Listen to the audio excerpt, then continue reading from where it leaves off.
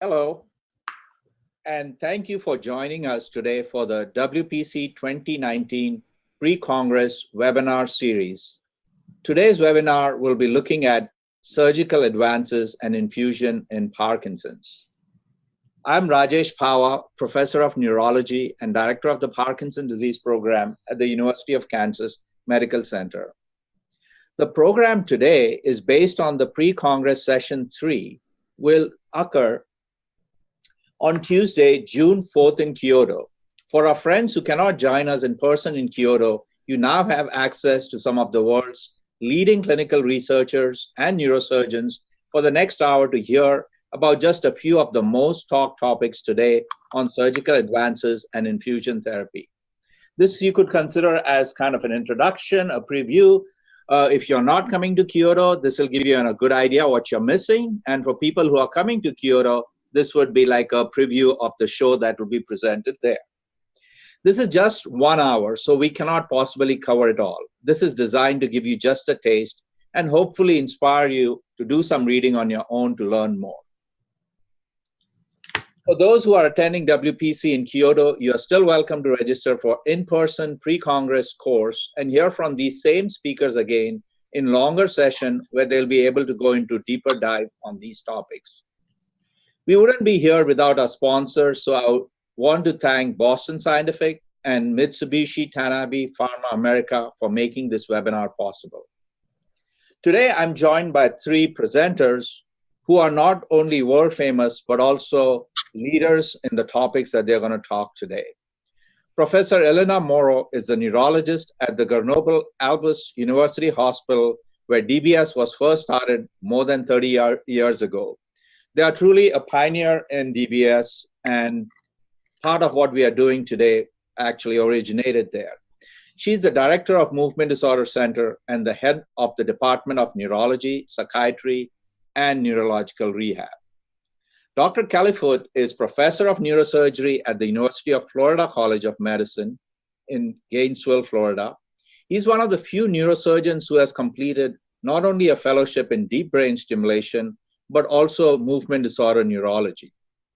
And finally, Dr. Peter LeWitt directs the Parkinson's disease and movement disorder program at Henry Ford Hospital in West Boone, Michigan, and is professor of neurology at the Wayne State University School of Medicine. Welcome, and thank you all for joining me today. So why don't we start with Dr. Foote? Could you give us an overview of what changes have occurred in deep brain stimulation, especially now that we have different devices that are available? Sure. I'm going to take control of the screen. Hopefully this will work, and I'm going to show a few pictures.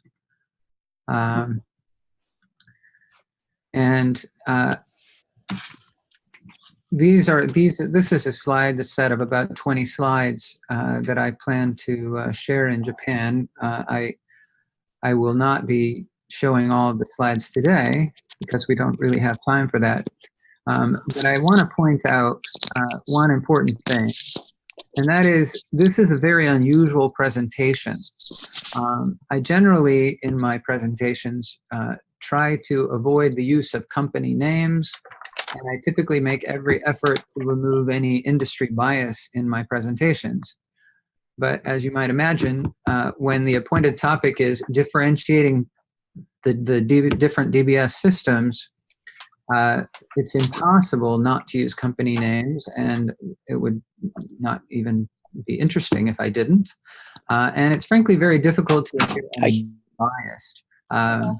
So I wanted to point out that as you see in my potential conflicts of interest listed on the screen, that I have collaborated extensively with all 3 of the companies that produce DBS hardware that's available today. And I am sure that my friends at all 3 of the companies will be dissatisfied with my presentation. But what I have tried very hard to do is just give an honest assessment of my impression of DBS hardware and where it's been and where it's going. So I'm sure that those who have tuned into this webinar are familiar with deep brain stimulation.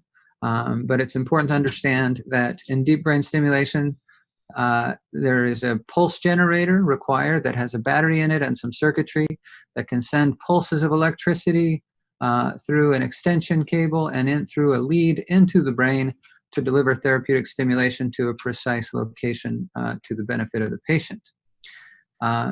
Chronologically, the first deep brain stimulation hardware was produced by Medtronic, and for 19 years, Medtronic was the only purveyor of deep brain stimulation hardware. And I've shown here the three current iterations of DBS hardware from Medtronic. One is a single channel operator that has this extension cable, a connector which most surgeons would say is a little bit clunky to work with intraoperatively, but functional, and the DBS lead. Then the next advance they made was a dual channel primary cell, meaning non-rechargeable pulse generator, with of course 2 cables and 2 DBS leads. So this one, in the computer graphic, you saw there were 2 single channel generators, which was how it all started. Now many people will use a single generator for both sides of the brain. The third iteration is a rechargeable dual channel generator, and because it's rechargeable, it doesn't have to be as large. The bulk of the volume of the primary cell generators is taken up by battery. So the rechargeable can manage bilateral stimulation with the smaller device, which is beneficial in many ways.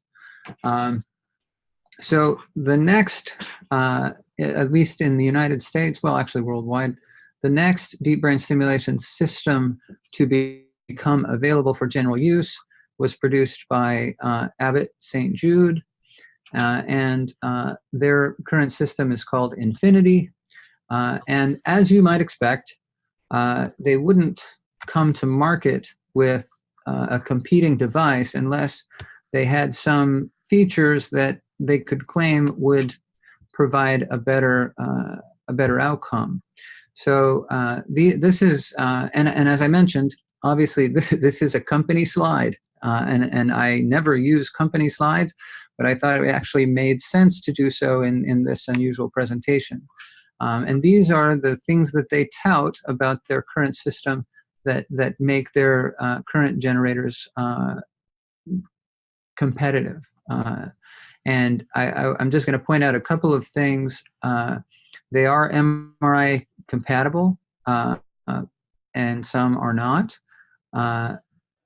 They have a small dual channel generator, smaller than the other 2 companies.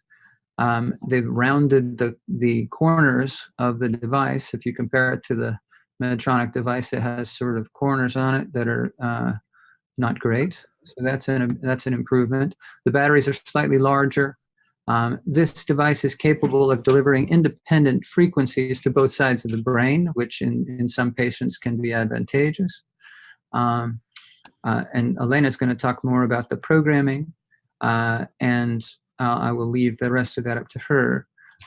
But in terms of hardware, perhaps the most salient advantage to the Abbott system over the Medtronic system, and certainly the one they tout, is that they offer a segmented or directional DBS lead. So instead of cylindrical ring contacts that spread currents uniformly as you deliver current to the electrical contact in the brain, they're segmented into thirds. And if you would like to push current in a certain direction, you can turn the segments on and off. And I'll illustrate in just a second why that might be advantageous. In fact, I'll illustrate that right now. This is a little video that Abbott provides to illustrate that. And you'll see the DBS lead here, and you see 2 of the segments, or actually probably all 3, but they're not showing. And then that you decided that you didn't want to send current in one direction, so you turn that one off. And what they've achieved here is minimal current in one direction and pushing the current in the direction that is more beneficial. And the idea there, as you might imagine, is there's a part of the brain that, when stimulated, results in benefit to the patient, and all around that part of the brain are other circuits performing other duties in the brain and other functions that we would prefer not to disrupt. So this is a way to minimize, theoretically, stimulation-induced side effects by pushing current in the direction of benefit and away from stimulation of structures that cause side effects. Elena will talk about their programming system. And then chronologically, the next device was introduced by Boston Scientific, the Vercise system. Their current device is the Vercise Gevia rechargeable, or a Vercise primary cell. And they offer 8 contact leads like the Abbott system does. One of them is directional, as I described. The other one has 8 cylindrical contacts to increase the span if you wanted to stimulate over a larger area in the brain.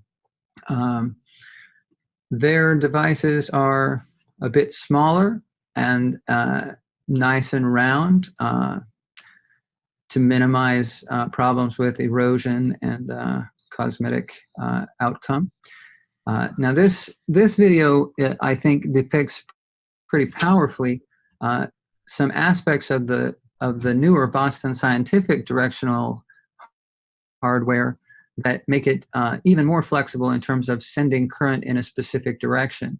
So in addition to the segmented electrical contacts that you can activate or inactivate, the Boston Scientific system has what's called multiple independent current control, meaning independent current sources for each of the electrodes, on each of the 8 electrodes on this device.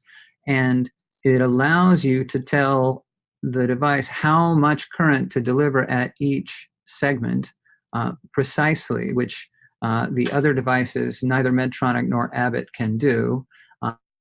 And here's a nice video that illustrates what you can accomplish with programming of this device. You can do stimulation like a ring electrode through obviously any of those 4 contacts. So all of the systems can do what you just saw. Now, interestingly, this one, you can send current in various directions,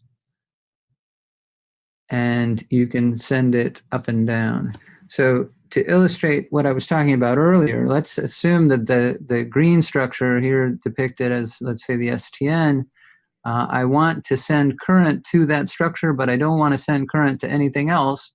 I can tailor the stimulation by choosing which of those electrodes to activate and how powerfully. So at least theoretically, that offers a distinct advantage when you're trying to minimize adverse effects of stimulation while maximizing benefit. And I'm going to skip ahead a little bit. I will say, here's another nice illustration of that, sending current this direction to the STN. And this is a DBS lead that is implanted where we would actually not intentionally put it. It's like far too anterior on the border of the STN. This area here is where I'd like to stimulate to help the patient, and stimulating out here where the orange dots are causes these adverse effects. So in this case, we send current toward the beneficial structure and away from these structures. So that's a nice illustration.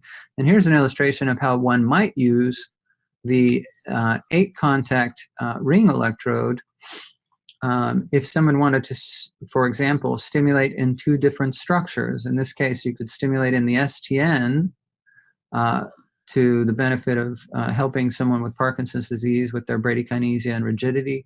And you might get enhanced suppression of tremor by stimulating up here in the zona incerta. And you could activate those as much or as little as you want. So it's a highly flexible system. It's also I will say my background, actually from a long time ago, is as a material scientist, and I used to work on fabricating medical devices. And I think it's worth pointing out that the Boston Scientific hardware, especially their lead, is very nicely constructed, and they have an unmatched zero in their FDA approval trial. There were 0 lead fractures during the trial, which neither of the other 2 companies could say. So that's another nice advantage of the newest system. So I'll circle back now, and that's just sort of a brief introduction of the various systems. And as you might expect, each successive system, when it's introduced to the market, offers some new exciting advantages. Otherwise, obviously, they wouldn't gain any market share. And I personally participated in the FDA approval trials as one of the investigators in both the Boston Scientific and the Abbott St. Jude trial. And the reason I did that is because I think having more than one producer of these devices results in pressure to innovate on everyone. So it improves our options. Everyone now feels like they have to make a better solution, and we're seeing that. We're seeing constant improvements now, and I think it should, as time goes on, drive the cost down as these companies compete. So there's benefit to all of this. There's two more things to say. I'll circle back. Given the fact that these newer devices are available, why would anyone continue to use the Medtronic system? And people have asked me, why do you keep using the Medtronic system, which I still do a fair amount. And it has to do with, frankly, inertia. Medtronic, as I mentioned, has been doing this for 19 years. They have 175,000 patients implanted. It's a proven system. All of the programmers are comfortable with this system. Their support network and their infrastructure is because it's been built for so many years, is unmatched. They have centers around the world that are set up to do full body MRI. And they have the most broad, at least in the United States, FDA approval, which may or may not be pertinent for unilateral and bilateral STN and GPI, etc. And the other companies have more limited FDA approval in the United States. So this, for some places and some patients, may limit options. And I think the final thing is that Medtronic is a company that has both the resources and the expressed commitment to invest in competitive products, which basically means presumably that they will catch up, and they're working on, they've fallen behind in the areas that I've described. So presumably in relatively short order, they will have competing devices that have similar capabilities. You want to say something, Raj? I was just going to say, I'm almost finished. Actually, I have about 30 seconds. Go ahead. Okay. So the last thing I wanted to say is I wanted to point you to this this publication in JAMA Neurology, which is just a little opinion article, a viewpoint that we put together, tips for choosing a deep brain stimulation device that summarizes what we think are the salient considerations when trying to decide for each patient and in each situation which DBS system would be the best one to choose.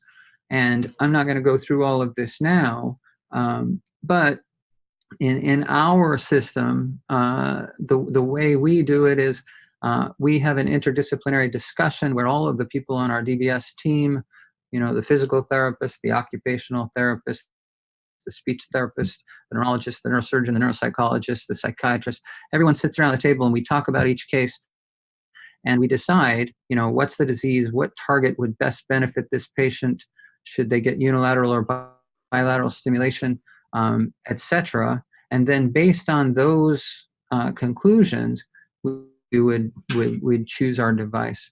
And then finally, I've included this very busy slide that I'm not going to talk about, but if you want to take a picture of it, or it's in that article, it's a nice table comparing the various features of these three DBS hardware options.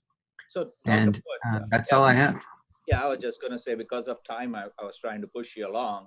So just to summarize, would we agree there are three main companies who have devices: Medtronic, Abbott, and Boston Scientific?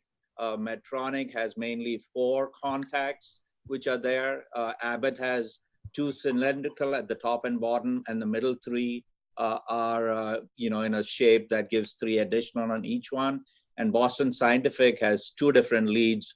One has 8 contacts longitudinally, and the other one, like the Abbott, except it has more percentage-wise stimulation, that would be.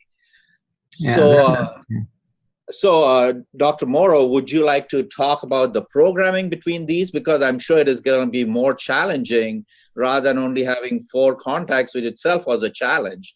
I always say, if the lead is in the right place, the contact is right, it's a simple programming. If it is not, we need the best lead and the best programmers. You're right, I think. So I thank Kelly, because he gave us really a nice introduction before talking about programming. So the title that I think in Kyoto is focusing on advantages, but as you pointed out, there are some disadvantages for the programmers that maybe we will discuss a bit later. Let's start, I think, with the positive things, because Kelly stressed the advantages of the new electrodes and the new programming devices. So I think, as we discussed before, we have been very familiar with the Medtronic devices. So we saw some differences in the programmer that we use. It was a big case at the beginning, and it was very heavy, I remember. And then it was a very small device that we could put in our pocket during the visit. And now we have a tablet. So we can program the patient who's using a tablet and try to reduce also the cables that we need to use to connect to the pacemaker. So there are little, spoiling thing that can increase for the programmers, and then we talk about for the patients, the programming. Then Kelly talked about the possibility that now we have to manipulate the parameters of stimulation. With Medtronic, because it was the beginner, I think they were scared also. We didn't have the possibility to use all the frequency that we wanted, the pulse width. And now with the new devices, as you said, we can explore, above all, different pulse width, going below the 60 microseconds that we always use mostly for Parkinsonian patients for the STN target. And there are several publications pointing out that in some patients using less than 60, 50, and 30 microseconds, we can avoid some side effects that we can have when we stimulate our patients. The publication talking about improvement in speech and in balance using low pulse width, narrower pulse width that we could use before. So, which is, as we said, an advantage. You pointed out that the directional electrode, they can help in steering the current. You showed the nice videos. It was very clear that I can move the current and try to avoid some structure like the internal capsule that we don't want to stimulate to avoid contraction, and just steer the current inside the area that we want to stimulate. which is good because, as has been pointed out in several publications, we can play with the therapeutic window. So we can expand, we can reduce the side effects and increase the possibility to have a little more benefit with the stimulation. Then you were showing, above all with the Boston device, the idea of using different frequency. There are not a lot of publication about that, but I think it's a good possibility that we have sometimes if we stimulate a different area, maybe the SDN, the zona incerta, the red nucleus, the substantia nigra, we can play a bit, or the PPN is not a target that, of course, is investigational, but there are a lot of other investigational potential targets, and this availability of using different parameters can be very useful. But as I said before, mostly when we have some side effects and we want to avoid, we want to give the patient the possibility to really get the most benefit with the least side effects as possible. The other thing that I want to stress is the possibility to have the small batteries that you show. I think it's attractive for younger patients, for women, to have small batteries, but also because usually the small batteries are rechargeable. And the rechargeable idea is it avoids us to change the battery every 4 years. And now we know that actually the Medtronic primary cells is lasting, the new one is lasting less than the old one. So we have new features, new advantages, but we have to pay the price that we need to replace the batteries, at least the Activa, more frequently. The rechargeable, as you showed also in the last paper from your group, allows us to to have even 20 years of duration of the battery. And the patient, they learn how to recharge very, very quickly. They're very simple. Now above all the Boston and also the St. Jude, it's very easy to recharge this battery. So it's not a problem for the patient, also for the physician to teach. Maybe we didn't talk because this is a new feature which is coming, but there are several papers about the new possibility to have, Medtronic is working on that, the closed loop stimulation. So the adaptive stimulation that will be in the next future, it will allow the system automatically to play, at least at the beginning, with the voltage, and use, let's say, the stimulation when we really need to use, not when maybe we are sleeping, we don't need to use, I would say, 4 milliampere, 4 volts. So the system will slow down and optimize the current according to the clinical needs of the patients. I want to mention that the challenges for physicians. I think one of the concern that we have is the time. So when we show all these new features, it means that we have more things that we need to test. So to have this electrode divided in 3 pieces, so for steering the current means that I have to check each single piece of the contact to see in which way I will steer the current. It's true that when we implant the electrode, we should have an idea exactly where the electrode is. But we know that in practice, there's still some technical issues, so we don't really know where is the orientation of the electrode with the directional electrode. So we need to test clinically the device, and it takes time. There is a nice paper recently published from Europe where the directional electrodes have been there for 5 years, and it shows that you can really increase the time of programming by a lot more hours than we expect. So that is a challenge, and I think the companies are working to facilitate the programming with these more advanced devices. But we need to keep in mind that we don't always have a lot of time to spend to do a full, complete programming. But I see that we are working on it.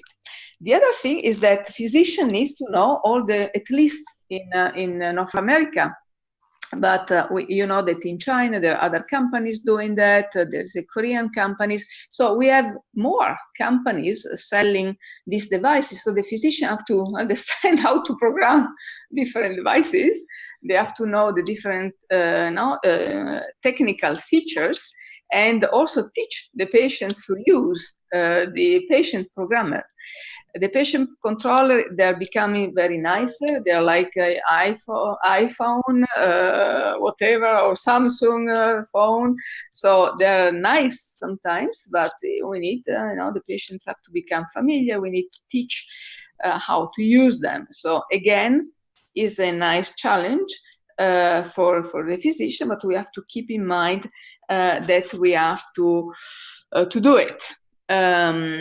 So, as I said, it's the new nice times that are coming because we can improve the way that we program the patient, try to improve the clinical outcome, and reduce the potentially side effects that we all know, above all in Parkinson's disease, the gait imbalance issues, the dyskinesia induced by the stimulation, some dysarthria.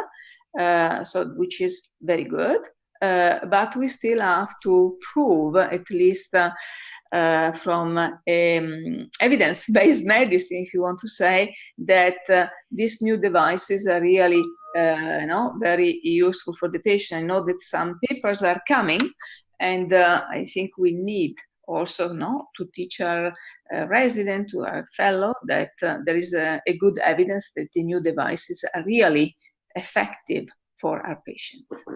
Dr. Moro, would you like to maybe give a couple of words on visual programming?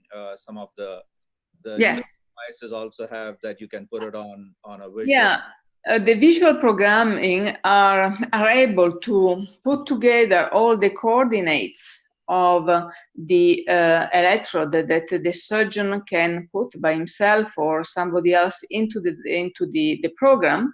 There is a reconstruction made by these programs of the exact location in the target, in the SDN and the pallidum.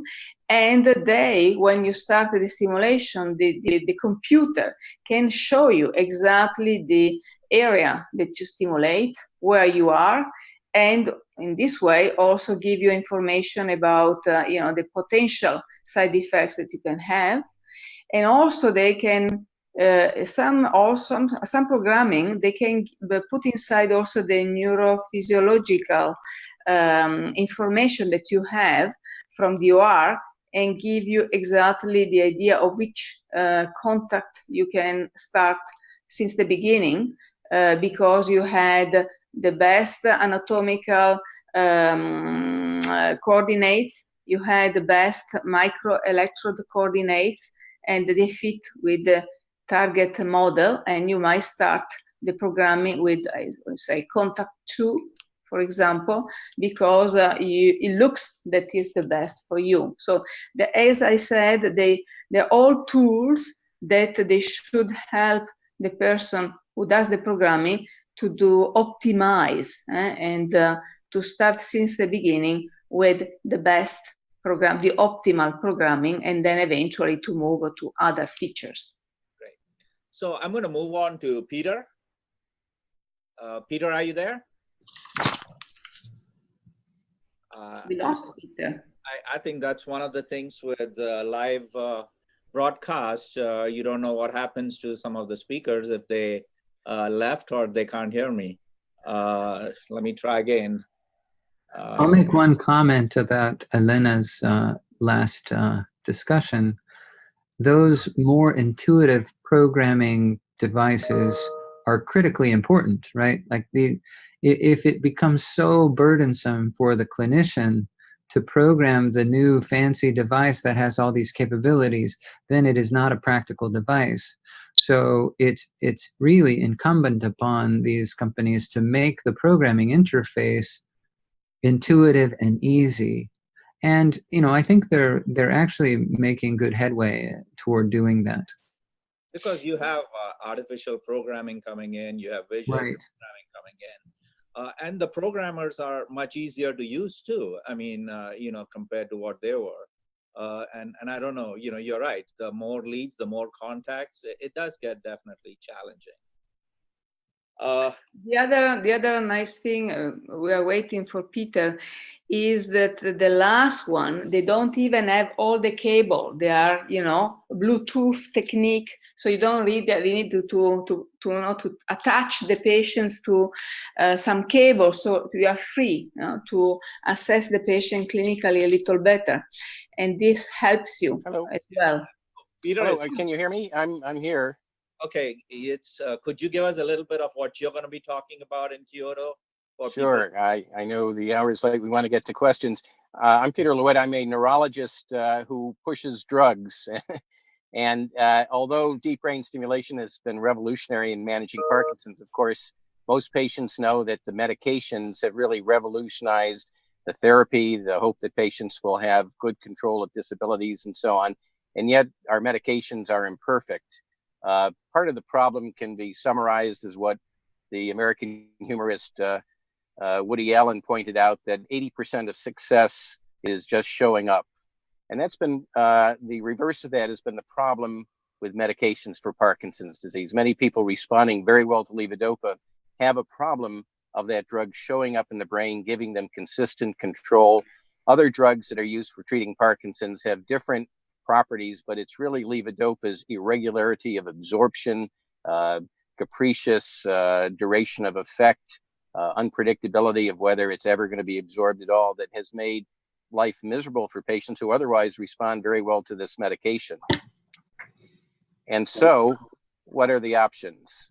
Well, one of the most difficult challenges for controlling Parkinson's disease is to get the drug down the mouth, into the stomach, out of the stomach, into the small intestine, where it gets absorbed.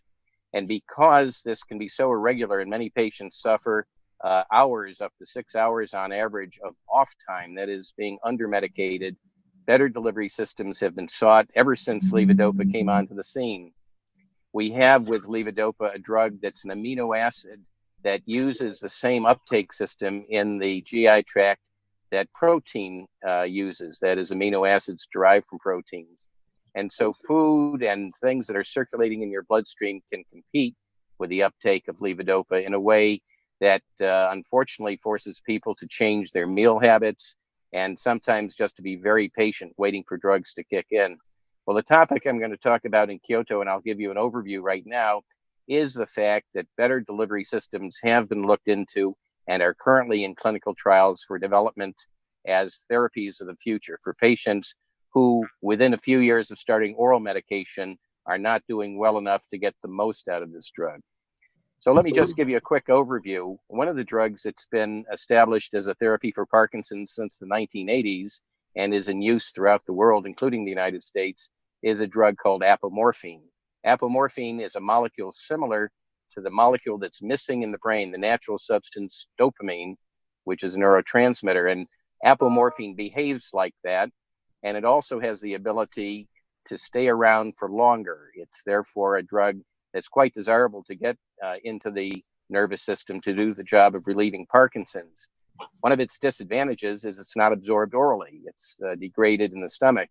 But that disadvantage has actually become an advantage in that the drug can be infused by a mini pump, much the way insulin is infused, under the skin, continuously infusing throughout the entire day at a fixed rate and giving patients improved clinical control. Now, this is an established treatment in Australia, in South America, in most European countries. In the United States, it's currently under research to prove its effectiveness, or more or less to show that it lives up to the promise that's already been established elsewhere.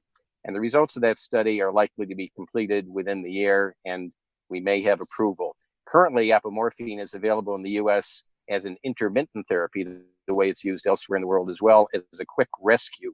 That is a drug that within 10 or 15 minutes can bring a patient back to an on state, even if the oral levodopa taken is not behaving in a rapid and reliable manner. But what about levodopa itself? Another study ongoing in the US and elsewhere in the world is looking at carbidopa levodopa, the two ingredients of the product that's sometimes brand named Sinemet, or similar to Matapar in its pill form. And in contrast to the oral administration, it turns out that a company has solubilized both products and also using a mini pump similar to that is used for diabetes control. This same drug can be infused at a controlled rate throughout the day and achieving symptomatic control in a continuous manner throughout day and even night. That is undergoing clinical trials right now, also is destined to become a therapy of the future. It's currently under review by the Food and Drug Administration in the United States. And like apomorphine, might give us 2 infusion therapies that will give us a continuous way to control Parkinsonian fluctuations. The advantages ahead for these therapies, if they prove to be effective, is that they could replace oral administration of drugs or supplement it. They could take away the peak effects that oral levodopa sometimes causes in enacting dyskinesias, involuntary movements. They could take away that competition with food that makes it so difficult for some patients to control their lives and have reliability. And as a strategy for the future, it may be that these therapies even could prevent motor fluctuations. So that's all I wanted to say on these topics. The information on these studies ongoing is available in a number of online sources, and I'd be glad to offer some references if people contact me on this. Finally, I want to talk about rescue therapies. I mentioned apomorphine as an injectable drug that injected under the skin can rapidly recover an on state, that is mobility, improvement of Parkinsonism, sometimes within 10 minutes.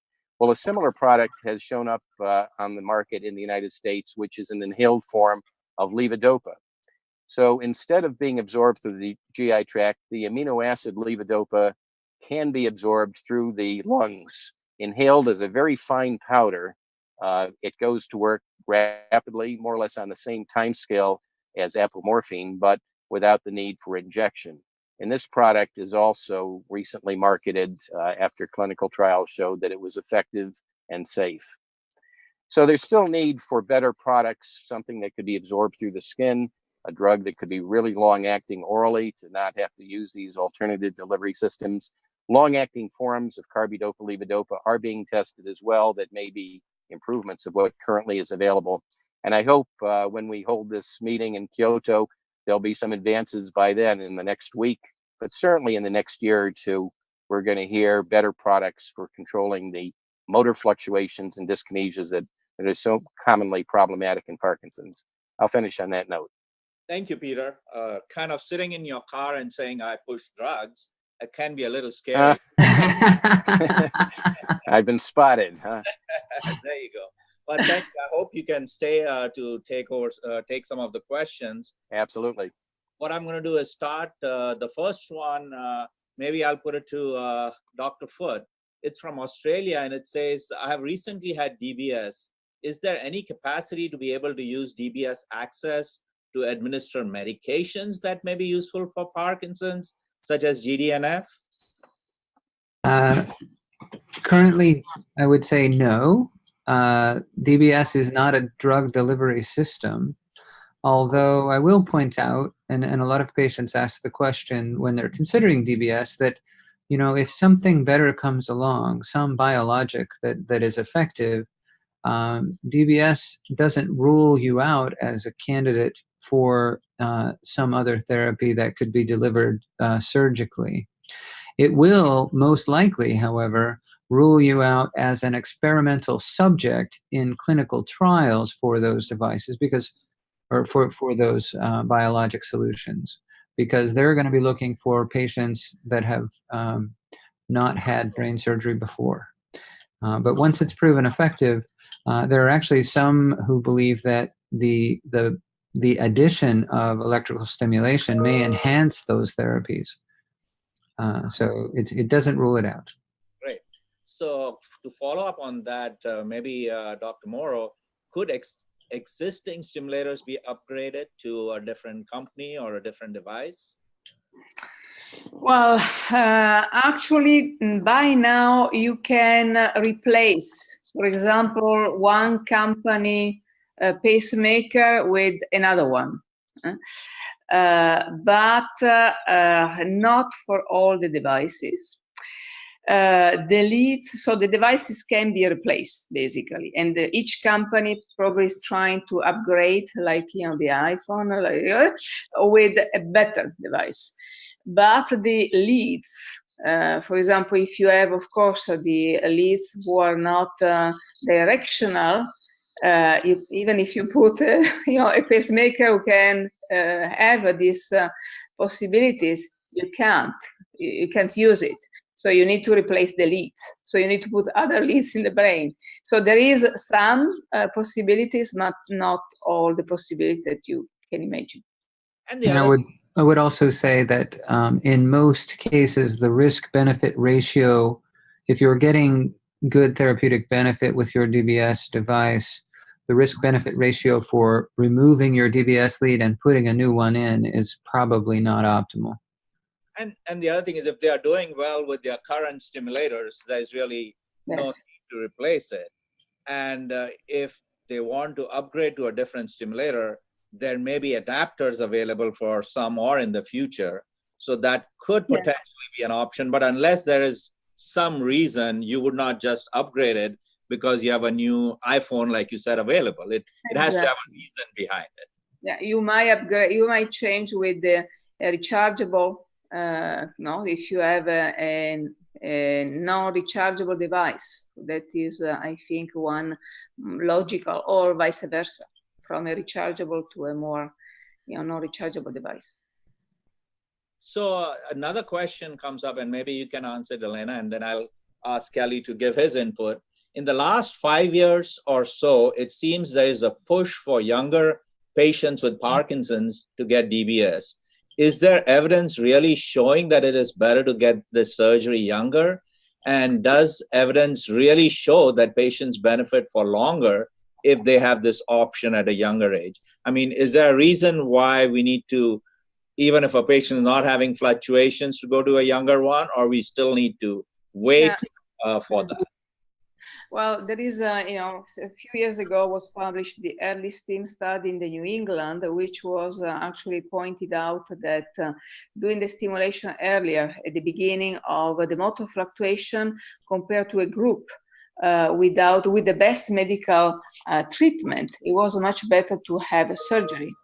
And there are several papers coming from this trial that actually are supporting the idea that you should not wait too long until proposing this surgery to the patients. And in Europe, at least, there is this trend not to wait too much to propose DBS to the patients. Does it, in the long term, is it effective? Again, the early stimulus will they are collecting the data of long-term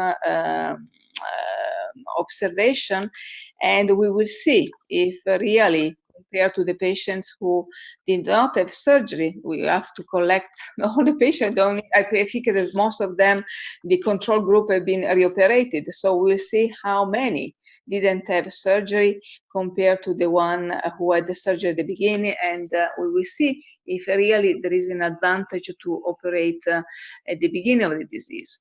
If I could comment, I think despite the prestigious publication, I think this matter is still controversial, and it poses the concern that early use of electrical stimulation in a patient who was otherwise destined to do very well, and I have patients who are 15 and 20 years out who are doing very well on levodopa, including young onset. Why should someone take the risk of doing surgery when they're destined to do well? We cannot really predict the patient who's going to do well. And I think there was a certain bias in those studies. Of course, people with an additional therapy on top of medication are likely to do better.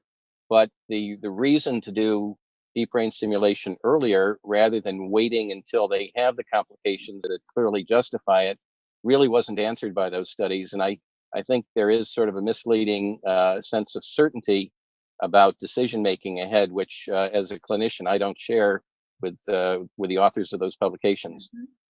I think the question was really, should they get it younger rather than earlier too?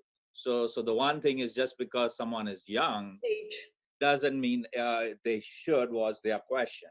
So we have two issues we are discussing. One is, should we get it when they are younger, and two, should they get it earlier? Are two kind of different questions here. Go ahead. If we talk about age, again, I think that Peter pointed out there are different phenotype of Parkinson's disease, right? So you have the tremor dominant, they're still doing very well at any age, I think, right?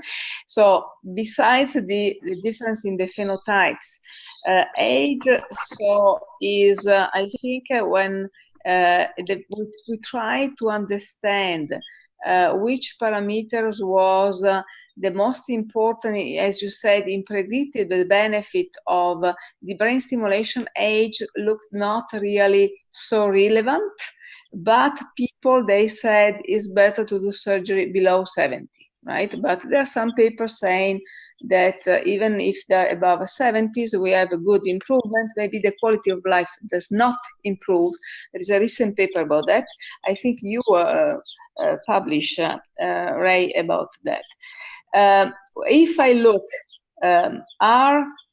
we started in Grenoble 33 years ago. So we reviewed all our patients operating so far, and it looks like that if you are younger, you get better results. But this is from one center. Again, there are some differences between patients, so maybe the form of the type of the patient. So we have to be cautious because we don't have strong evidence in saying that. But my feeling is that if we operate younger, when there is disability, and there is a disability to do that, they get better results. Yeah, I'll offer one perspective on that, and it just the last thing you just said. I would say that, and actually all three of you have alluded to this point, which is the classic indication for surgical treatment in Parkinson's disease is debilitating motor fluctuations. Patients who have reached a point in the course of their disease, regardless of how old they happen to be, their Parkinson's has progressed to the point where the effects of their medications are becoming less and less predictable, less reliable, and they're spending a significant portion of their day either under-medicated, stiff, slow, tremulous, dystonic, or over-medicated with dyskinesias and hallucinations, and they're not spending enough time at an optimal dopamine level in the brain. And those are the classic patients who benefit from deep brain stimulation surgery or any surgical intervention. But what I would say is, historically, the risk associated with the surgical treatment of Parkinson's disease has dramatically diminished over time. It is a much less risky procedure than it was in 1985 or 87. There are a bunch of patients out there, frankly, who could have gotten more benefit if they had been operated earlier. And perhaps one might argue that had more complications of surgery because we waited too long in that window until they were so frail that they were more susceptible to surgical complications. So operating earlier, there is a justification for that.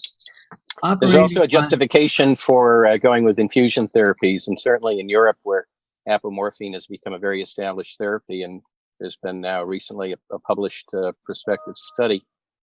I think almost the patient who you're describing, who has the motor fluctuations, who has dyskinesias, who has a lot of off time, who has capriciousness of their medication effect, is exactly the candidate for infusion therapy. And I would put it forth for our discussion that perhaps a patient should have failed in infusion therapy, be it apomorphine or in the future when we have levodopa. So the notion that one rushes to deep brain stimulation, which clearly has more risk to it than an infusion therapy, is going to become an outmoded argument in the future. But I also think we should, recognize the fact that there are many ways to treat Parkinson problems, and it's an evolving theme. And the last thing we want to be is sort of ossified in our points of view, or take an article published a few years ago as the final word on the subject. Science has a way of evolving to bringing in new evidence and trying to think of the human being who really doesn't want surgery on their brain. They want a better drug in many cases.